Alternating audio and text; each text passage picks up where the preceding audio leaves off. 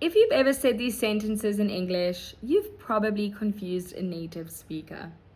You say, I'm going to the toilet. Do you want to join?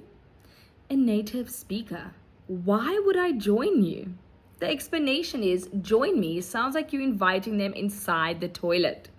The correct way to say is, I'm going to the bathroom. I'll be right back. Or, do you want to come with me? It means walk together, not enter the toilet together. The next one is, you say, I'm hot. A native speaker hears, I'm sexy.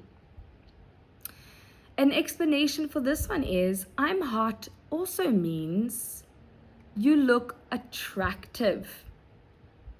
The correct way to say that is, I feel hot. Another one is, I'm boring. A native speaker, bro, why are you insulting yourself like that? An explanation is, I'm boring means my personality is boring.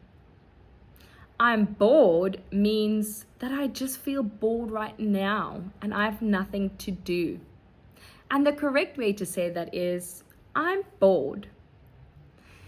If English has ever made you cringe, hit follow.